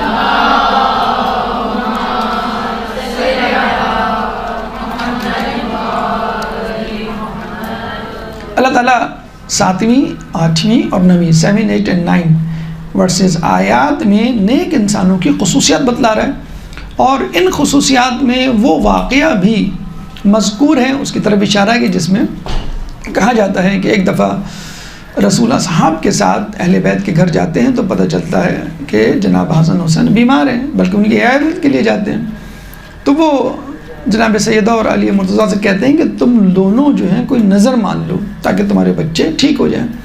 تو انہوں نے نظر مانی 3 روزوں کی، اور 3 روزے ان کے ٹھیک ہونے پہ رکھے، اور کہا جاتا ہے کہ پہلے دن جب وہ افطار کے لیے بیٹھے تو کوئی جو ہے سائل آیا، اور جس کے بارے میں قرآن کے مطابق مسکین آیا، تو کہتے ہیں کہ جناب علی نے اپنی روٹی دی بھی، جناب سیدہ، جناب فضہ، حسن حسین، تمام لوگوں نے 5 روٹیاں دے دیں، 5 کی 5، کسی نے کچھ اپنے پاس نہیں بچایا، پانی پی کے روزہ افطار کر لیا۔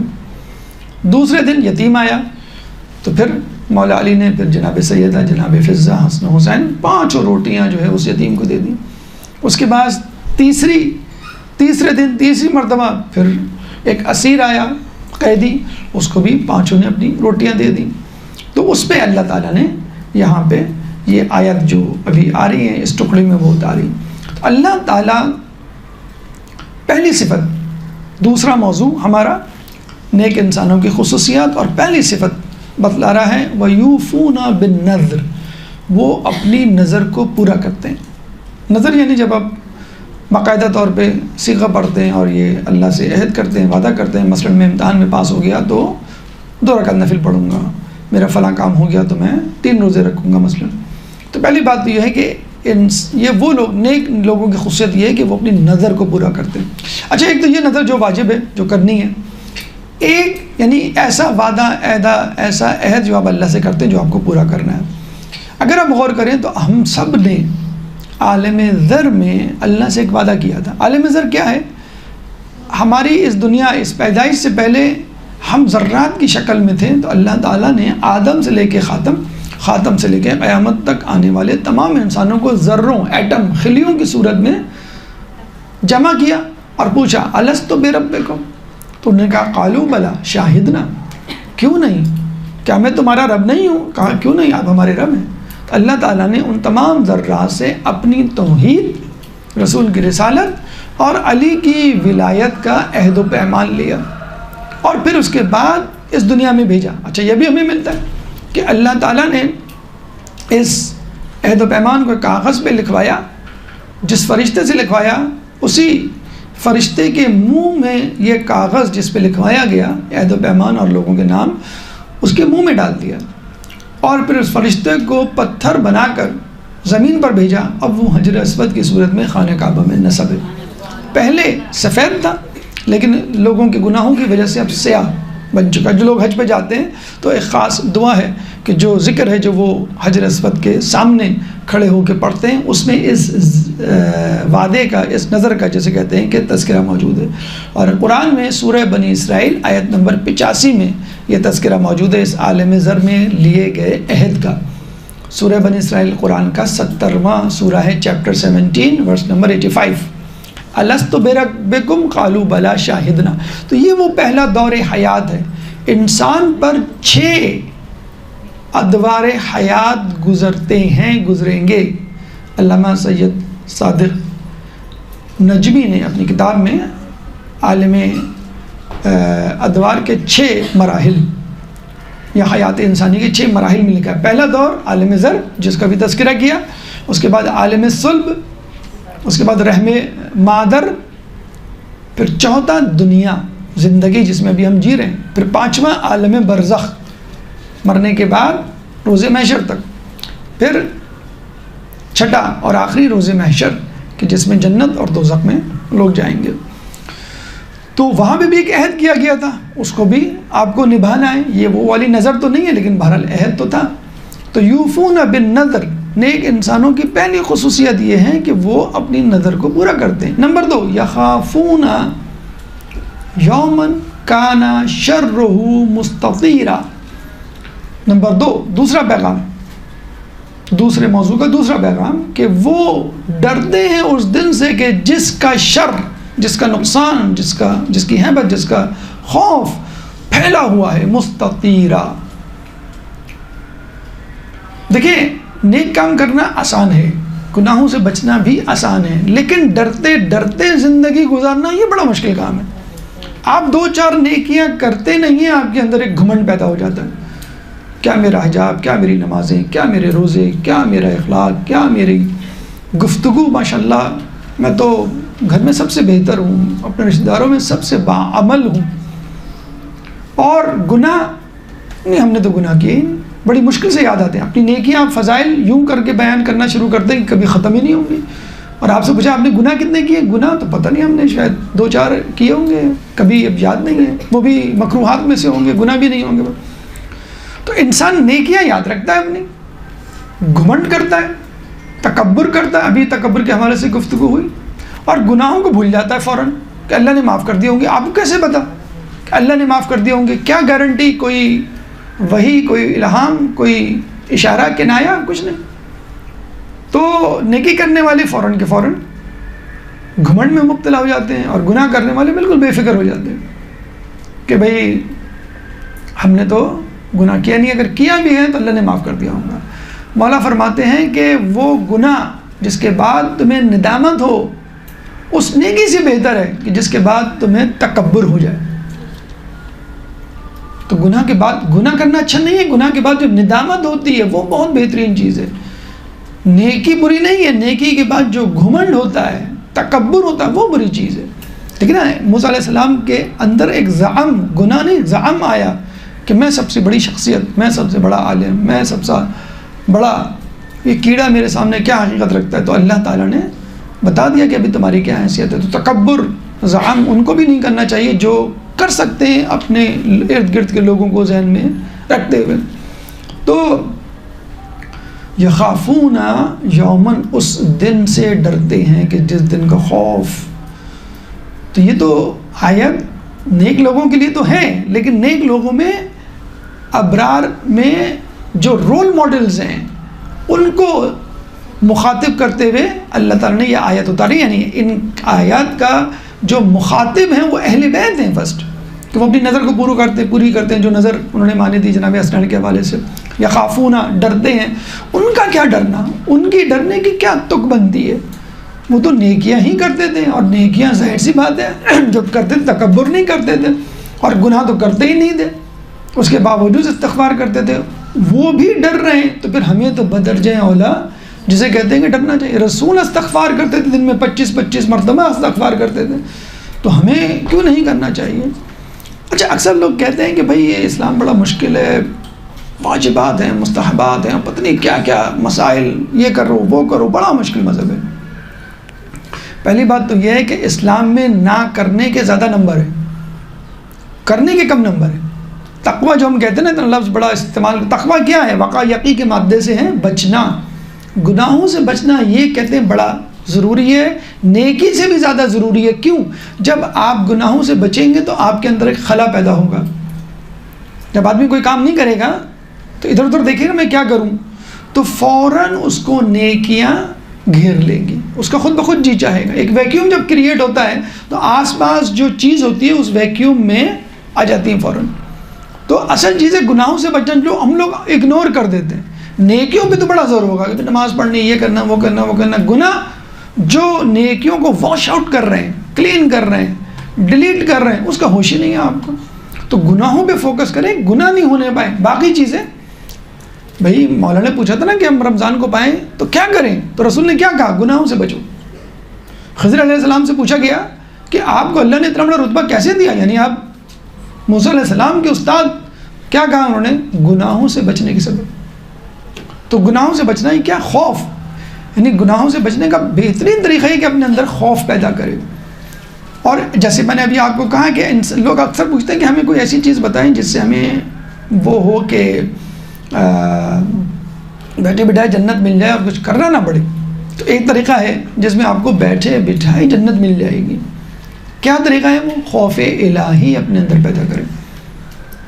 پوری کی پوری جنت ملے گی صرف خوف الہی میں پاس ہونے پر، کوئی کام نہیں، صرف خوف الہی۔ کیسے؟ سورہ رحمان آیت نمبر 46۔ سورہ رحمان قرآن کا 55واں سورہ ہے، چیپٹر 55 ورس نمبر 46۔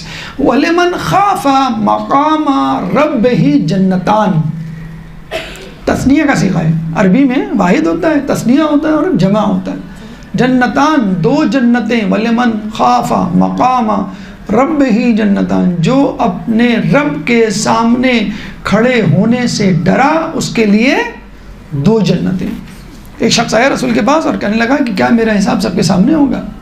میرے گناہوں کو سب کے سامنے آشکار کیا جائے گا، سب کے سامنے بتلایا جائے گا، نام اعمال کھلائے؟ رسول نے کہا، چیخ ماری اور مر گیا، اس خوف اور اس شرمندگی کے مارے کہ میں سب کے سامنے، اپنے بیوی بچوں کے سامنے، دوست احباب کے سامنے، پڑوس احباب رشتہ داروں کے سامنے، جاننے والوں کے سامنے حساب دوں گا کہ اور میں نے کیا کیا کیا، یہ اللہ بتلائے گا۔ تو اس خوف سے، اس پریشانی سے، اس وقت کو یاد کر کے جو ہے اپنی روح اللہ کے حوالے کر دیں۔ تو وَلِمَنْ خَافَ مَقَامَ رَبِّهِ جَنَّتَانِ، جو اللہ کے حضور کھڑے ہونے سے ڈرے گا اس کے لیے دو جنتیں۔ یعنی جو آپ نیک اعمال کریں گے اور گناہوں سے بچیں گے اس کے لیے جنت تو ہے، لیکن آپ اپنے اندر خوف الہی رکھتے ہوئے زندگی گزاریں گے، نیکیاں کریں گے اور گناہوں کی بات توبہ کریں گے، اس کے لیے ایک الگ جنت، یعنی buy one get one free. ایک برگر خریدیں دوسرا برگر فری، لوگ کیا کہتے ہیں؟ دوسرا برگر دے دیں۔ کیوں دے دیں بھائی؟ پیسے دیں گے نا، آپ نے تو خود تو کہا ہے گیٹ ون فری، تو دوسرا برگر تو فری ہے نا۔ کہیں گے نہیں، پہلے کے پیسے دو پھر دوسرا فری ملے گا۔ تب آپ یہ نہیں سمجھیے گا بھائی مولانا صاحب نے ہمیں بتا دیا جنت فری، جو ہے آپ خوف میں مبتلا ہوں بس جنت مل گئی آپ کو، بس اب نماز روزہ سب چھوڑ دیں آپ۔ وہ کہتے ہیں نا کہ وہ صراط وہ پل صراط پہ ایک صاحب نماز روزہ کچھ بھی نہیں کرتے تھے، کہ بھائی کیوں نہیں کرتے؟ کہیں گے میں تو ویسے ہی چلا جاؤں گا۔ کیسے چلے جائیں گے بھائی؟ پل صراط پہ فرشتہ کھڑا ہوگا، وہ پوچھے گا کون ہو، کہاں سے آئے ہو؟ تو میں کہتا ہوں میں جعفری ہوں، تو فرشتہ مجھ سے کہے گا جا فری، تو فری میں چلا جا، تو اس سے کہ کوئی حساب کتاب نہیں۔ ہم کہتے ہیں نا وہ پولیس والا مل جائے، کہاں سے ہے بھائی؟ میں فلاں کا بندہ ہوں، اچھا جائیں فری، آپ کے لیے کچھ نہیں۔ تو کچھ لوگوں کو یہ زعم ہے بھی ہم جعفری ہیں یا ہم جو ہے مولا کے ماننے والے، مولا کے ماننے والے، وہ تو زیادہ حساب کتاب ہوگا بھائی۔ تو آپ اپنے مولا کے جو ہے وہ افکار، نظریات اور اعمال کی جھلک تو دکھائیں، وہ تو ہونی چاہیے آپ میں۔ تو بہرحال تو وَلِمَنْ خَافَ مَقَامَ رَبِّهِ جَنَّتَانِ، جو اپنے رب کے سامنے کھڑا ہونے سے ڈرا اس کے لیے دو جنتیں، ایک تو وہ کمپلسری مینڈیٹری ہمارے ہوتے ہیں نا کمپلسری سبجیکٹس اور آپشنل سبجیکٹس، تو یہ جنت آپشنل ہے، آپ کو ویسے ہی مل جائے گی. کسی سے لڑائی ہوئی، اپنے جو آپ کو دیا جائے گا شریک حیات پارٹنر کا، میں اپنی دوسری جنت میں جا رہی ہوں. جس طرح آپ لوگ کہتے ہیں میں کہ جا رہا ہوں، یا شوہر کہتا ہے کہ میں جو ہوں گھر میں فلاں جگہ جا رہا ہوں تمہیں چھوڑ کے. تو جنتان، دو جنتیں ملیں گی، ایک جنت نیک اعمال گناہوں سے بچنے کے لیے، نیک عمل کرنے کے لیے، اور دوسری جنت خوف. دیکھیے خوف کس طرح پیدا ہو سکتا ہے.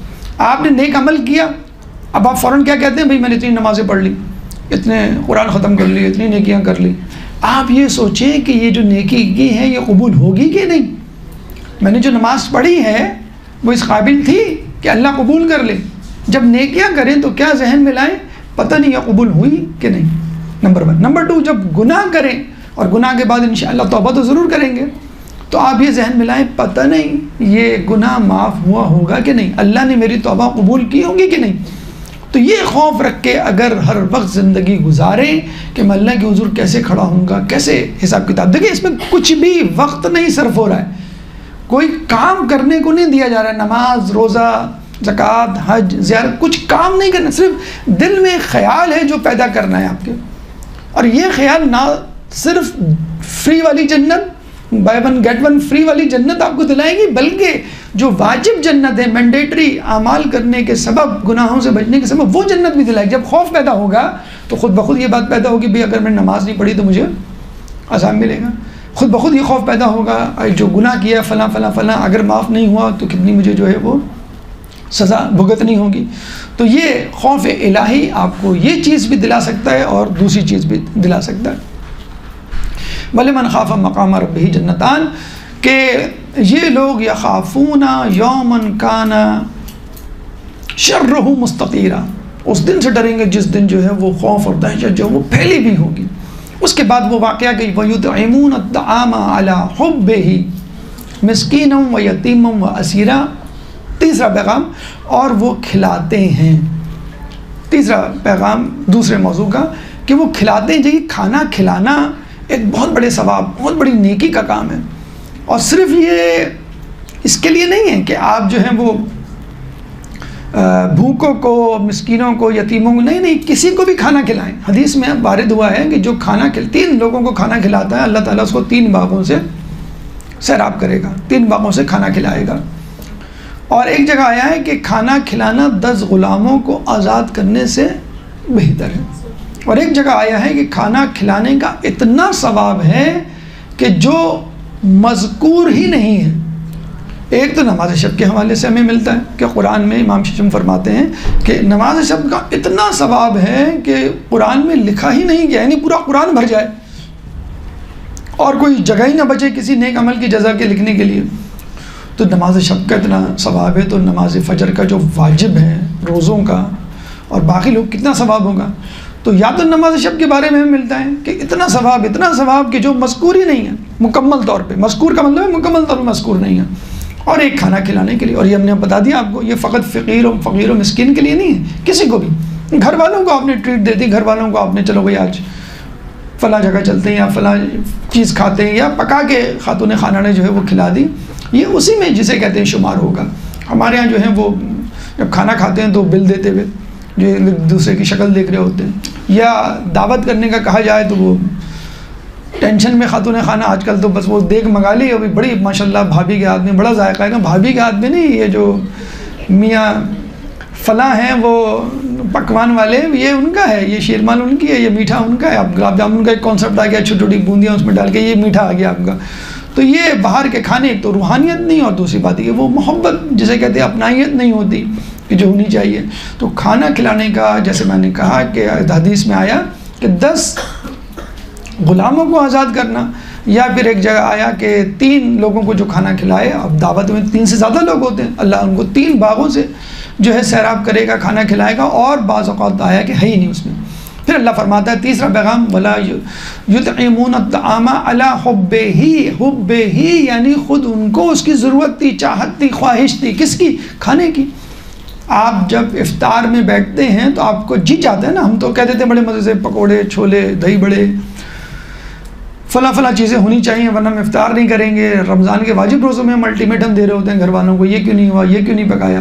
اور وہاں فقط ایک روٹی، یہی اسکوائر میل تھا، اسکوائر میل، کوئی اس میں سرکہ شہد یا سالن کا تذکرہ ہی نہیں ملتا ہم کو، ایک ایک روٹی سب کو دی ہوئی تھی علی حبہ، اس کو کہتے ہیں ایثار۔ ایثار کیا ہے کہ انسان وہ چیز جسے کہتے ہیں کہ کسی کو دے دے جس کی خود اس کو ضرورت ہو، یہ کہتے ہیں ایثار۔ دینے کے حوالے سے، اللہ کی راہ میں خرچ کرنے کے حوالے سے 5 کیٹیگریز ہیں۔ ایک تو وہ شخص ہے جو نہ خود اپنے اوپر خرچ کرتا ہے نہ دوسروں کو دیتا ہے، اس کو ہم کہتے ہیں لئیم، بدترین شخص، لام حمزہ یہ میم، لئیم۔ دوسرا وہ شخص جو خود تو کھاتا ہے، خود تو استعمال کرتا ہے کسی چیز کو، دوسروں کو نہیں دیتا، اس کو ہم کہتے ہیں بخیل، کنجوس۔ ایک عام آدمی کہ جو خود بھی کھاتا ہے، خود بھی استعمال کرتا ہے، لوگوں کو بھی دیتا ہے، مخیر حضرات، ينفقون مما رزقناہم ينفقون۔ تو جو اللہ نے ان کو دیا ہے، یہ شروع کی آیت میں ہے کہ ذالک الکتاب لا ریب فیہ ھدی للمتقین الذین یؤمنون بالغیب ویقیمون الصلاۃ ومما رزقناہم ینفقون، کہ وہ لوگ ہیں، یہ کتاب ان کے لیے ہدایت ہے، اس میں کوئی شک نہیں ہے۔ کن لوگوں کے لیے؟ یؤمنون بالغیب، جو ایمان رکھتے ہیں غیب پر، اس کے بعد یقیمون الصلاۃ، نماز کو قائم کرتے ہیں، اور اللہ کی راہ میں جو ہم نے دیا ہے وہ خرچ کرتے ہیں، مما رزقناہم ینفقون، کہ جو ہم نے دیا اس پہ۔ تیسری اہم خصوصیت بتائی گئی ہے مومن کی، تو جو آپ بھی استعمال کریں دوسروں بھی دیں، اس کو مخیر حضرات۔ جو شخص مانگنے پر زیادہ دے، یعنی 2 درہم مانگے وہ، اور آپ اس سے 2 درہم مانگے، وہ آپ کو 10 درہم دے دے، اس کو ہم کہتے ہیں سخی۔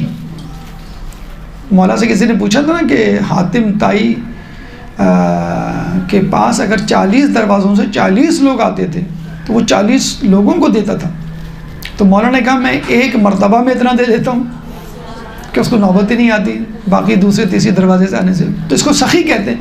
جو بن مانگے دے، اکثر ہم بچوں کو مانگنے سے پہلے دے دیتے ہیں، بتا دیتے ہیں ہم آپ کو یہ لائیں گے، یہ تحفہ دیں گے، اس کو ہم کہتے ہیں کریم۔ اللہ کا ایک نام کریم بھی ہے۔ اور ایک ہوتا ہے ایثار کرنے والا، مؤثر آپ کہہ سکتے ہیں، فاعل، اس میں فاعل کہ ایثار کرنے والا، یعنی جو چیز آپ کو ضرورت ہو وہی چیز آپ کسی کو دے دیں، اور یہ بہت بڑا کام ہے۔ کریم تو چلیے ٹھیک ہے کہ آپ نے بن مانگے دے دیا، لیکن ہو سکتا ہے آپ کے پاس وہ چیز موجود ہو۔ سخی بھی ٹھیک ہے، آپ نے دے دیا، ٹھیک ہے، آپ کے پاس آ رہا ہے، آپ دیتے جا رہے ہیں، لیکن یہ جو ایثار ہے نا، آپ کو اس چیز کی ضرورت تھی اور وہی دے دی آپ نے، اب چاہے وہ ایک روٹی کیوں نہ ہو، یہ بہت بڑا کمال ہے، جس چیز کی آپ کو ضرورت تھی۔ تو کہتے ہیں کہ جنگ احد میں ایک صحابی آخری سانسیں لے رہے تھے، تو پیاسے تھے، تو کوئی شخص آیا ان کے پاس پانی لے کر، تو انہوں نے کہا یہ جو سامنے یہ شخص تڑپ رہا ہے، اس کو پہلے پانی دو۔ ایک اور صحابی تڑپ رہے تھے، آخری سانسیں لے رہے تھے، تو ان کو پانی دینے کے لیے یہ گیا، یہ وہ شخص، تو ان صحابی نے کہا نہیں، جو سامنے ایک اور شخص جو تڑپ رہا ہے ان کو پانی دو، یہ جام کنی کی حالت میں۔ اس کے پاس گئے تو تیسرا شخص دائی اجل کو لبیک کہہ چکا تھا، جام شہادت نوش فرما چکا تھا۔ ابھی شخص بھاگا بھاگا پانی کا پیالہ لے کر دوسرے شخص کے پاس آئے جو زخمی حالت میں تھے، صحابی، وہ دم توڑ چکے تھے، جام شہادت نوش فرما چکے تھے۔ وہ دوڑا دوڑا پہلے شخص کے پاس آیا تو وہ بھی جام شہادت نوش فرما چکے تھے۔ تو اس پانی کی تینوں کو ضرورت تھی، اور تینوں نے ایک دوسرے کے پاس جو ہے وہ، ایک دفعہ رسول کے پاس ایک کھانا کسی نے بھیجا تھا، تو رسول نے کسی دوسرے کو بھیجا، اس نے کسی دوسرے کو بھیجا، اس نے تیسروں کو بھیجا، اور پھر 7 لوگوں سے ہوتا ہوا خود رسول کے گھر میں واپس آئے۔ تو اس طرح ہوتا تھا۔ مولا علی یاد نہیں ہے آخری وقت تھا کہ جناب سید سے کہا تم کچھ کھاؤ گی، بہت اصرار کیا، حالانکہ انہوں نے یہی کہا کرتے تھے کہ مجھے رسول نے منع کیا ہے کہ علی سے کچھ مانگنا مت، ہاں خود کچھ لے آئیں۔ ہمارے کیا ہوتا ہے کہ شوہر سے مانگو، اگر نہیں دے تو ہمیں بتاؤ، بہت ہے ہمارے پاس تم دینے کو، نہیں فون دلا رہا تم کو نئے ماڈل کا، ہم تمہیں دلائیں گے، اور بتانا اس کو دیکھو میں اپنے گھر سے لے کے۔ یہ اس طرح تو ہمارے یہاں ٹریننگ ہوتی ہے بچیوں کی، تو جھگڑا ہو جائے، آ جانا، تم ہم پہ بھاری نہیں ہو، ایک وقت کھانا ہم تمہیں دے سکتے ہیں 2 وقت کا۔ تو وہاں یہ کہا گیا تھا کہ علی سے کچھ مانگنا نہیں، ہاں خود کچھ لے آئیں۔ تو وہ کتنی انہوں نے ضد کی تھی، اصرار کیا تھا مولا نے، تو انہوں نے بتایا تھا ہاں انار کھانا ہے، اور جب انار لے کر آ رہے تھے تو ایک شخص مل گیا کہ مجھے انار کھلا دو، میں بھوکا ہوں۔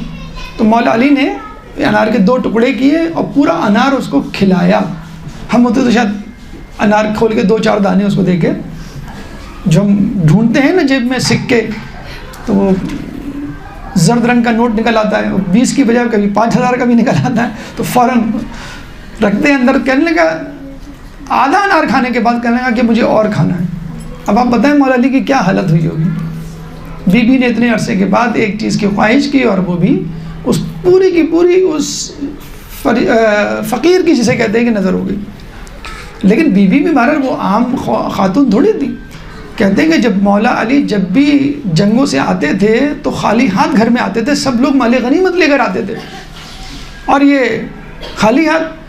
خیبر میں اتنا غنیمت تقسیم ہوا اور خیبر جیتی، بلکہ کوئی جنگ علی کے بغیر جیتی کہاں گئی ہے، کہ اس میں علی کو جو مال غنیمت، اچھا جو زیادہ بہادری دکھاتا تھا، پرفارمنس جیسا ہمارے مین آف دا میچ ہوتا ہے، اس کو سب سے ہمیں ملتا ہے نا، ایک مجموعی رقم تقسیم ہوتی ہے، اور ایک علی تو ہر جنگ کا مین آف دا میچ جسے کہتے ہیں. تو آج فائنل میچ ہو سکتا ہے آپ لوگوں کا ذہن جو ہے ہماری طرف ہو کہ نہیں ہو. بہرحال تو کہنے کا مقصد یہ ہے کہ لوگوں نے، خواتین نے آ کے بی بی کو تانا دیا تھا کہ تمہیں بڑا فخر ہے اپنے شوہر پہ کہ میرا شوہر مال غنیمت کے لیے نہیں لڑتا، جب آتا ہے تو خالی ہاتھ آتا ہے، حالانکہ سب سے زیادہ مال غنیمت کا حقدار ہوا کرتا تھا، ہوتا ہے وہ. آج ہم دیکھیں گے علی خالی ہاتھ کیسے آتے. ایک چادر ملی تھی جس میں 5 کلو سونا ٹکا ہوا تھا، وہ جب نکالا گیا اس کو تولا گیا 5 کلو سونا، اور بہت علی گیا حق میں حصے میں سب زیادہ آیا. کہتے ہیں علی اس جگہ اس علاقے سے گزرے جو علاقہ مشہور تھا بیواؤں اور یتیموں کا، تمام خیبر کا مال غنیمت اس راستے میں تقسیم کر دیا. اور جب بی بی نے مولا کو خالی ہاتھ آتے دیکھا تو سجدے میں گر گئی کہ علی اگر آج آپ کچھ لے آتے تو مدینے کی عورتوں کے سامنے میں شرمندہ ہوتی. ہمارے یہاں اللہم صلی علی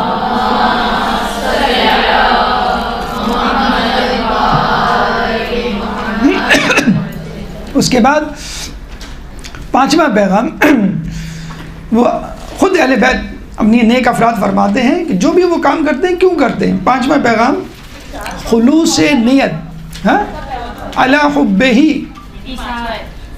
پہلا یہ چوتھا ہے نا، علی حبہ. پہلا پیغام ہے یوفون بالنذر، دوسرا پیغام ہے یخافون ڈرنے والے، تیسرا پیغام یطعمون کھلانے والا، کھانا کھلانا.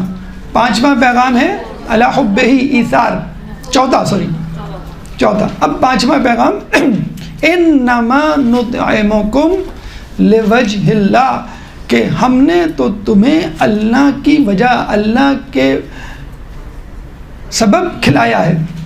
ولا نرید منکم جزاء ولا شکور، اور ہم تم سے کوئی جزا اور شکر بھی نہیں مانگتے. جزا تو بہت دور کی بات ہے، شکر بھی نہ ادا کرو، ہمیں تمہاری اس کی پرواہ نہیں ہے. مولا فرماتے ہیں کہ جس نیکی کا تمہیں صلہ نہ ملے سمجھ لو وہ نیکی قبول ہو گئی. ہم اکثر کہتے ہیں نا کبھی ان کے ساتھ نہ کہتے ہیں، تحفے تحائف دیتے ہیں، وہ ہماری غیبتیں کرتی ہیں، ہماری جڑیں کاٹتی ہیں، ہماری جو تعلقات خراب کرواتی ہیں، ہمارے لیے مسائل پیدا کرتے ہیں. بھائی یہی تو نیکی ہے جس کا آپ کو صلہ مل رہا ہے. تو جب آپ نیکی کر لیں تو پھر اس کی توقع نہ رکھیں. قیامت میں کتنے لوگ اللہ کے پاس آئیں گے اور کہیں گے اللہ ہم نے تیری نماز روزے اور پتہ نہیں کیا کیا نیکیاں کی، تو اللہ کہے گا نہیں، تم نے کسی اور کے لیے کی، جس کے لیے کی اس سے مانگو. تو سب سے بدنصیب شخص تو وہی ہے، بدنصیب تو وہ بھی ہے گناہ گار جو جہنم میں جائے گا، لیکن وہ دنیا میں کچھ لذت لے کے تو گیا، لیکن وہ کتنا بدنصیب ہے جو دنیا میں نیکیاں کر کے اللہ کے حضور آیا اور اس کو کہا جاتا ہے تمہارے لیے کچھ بھی نہیں ہے. کیوں؟ کہ تم نے نیکیاں اللہ کے لیے تھوڑی کی تھی، لوگوں کے لیے کی تھی، جس کے لیے کی تھی اس سے مانگو. تو خلوص انما الاعمال بالنیات، اعمال کا ترم نیت پر ہے. اگر نیت ہی خالص نہیں ہے تو پھر آپ کسی بھی عمل کو کر لیں پہاڑ جیسا، وہ روئی کے گالوں کی طرح قیامت میں اڑ جائے گا. اس کے بعد مزید پیغامات انشاءاللہ اگلے درس میں آپ کے سامنے پیش کیے جائیں گے. اللہ تعالیٰ سے دعا ہے کہ جو کچھ پڑھا سنا اس پہ عمل کرنے کی توفیق عطا فرما. اللہ تعالیٰ سے دعا ہے کہ سورہ دہر کے پیغامات کو اپنی زندگی میں جاری و ساری کرنے کی توفیق عطا فرما. قرآن کو پڑھنے سمجھنے اس پہ عمل کرنے کی توفیق عطا فرما. جو پریشان حال ہیں ان کی پریشانی کو دور فرما. جو بے روزگار ہیں ان کو رزق حلال عطا فرما. جو رزق حلال کما رہے ہیں ان کے رزق حلال میں برکت عطا فرما. جو مقروض ہیں ان کے قرضوں کو ادا فرما. جو زندان میں ان کو رہائی عطا فرما. جو سفر میں ان کو منزل عطا فرما. جو گمشدہ ہیں ان کو ان کے پیاروں سے ملا. جو مظلوم ہیں ان سے ظلم کو دور فرما، امام کے ظہور میں تعجیل فرما، ہمیں ان کے انصار و اعوان میں شامل فرما۔ ربنا تقبل منا انک انت السمیع العلیم وتب علینا انک انت التواب الرحیم برحمتک یا ارحم الراحمین۔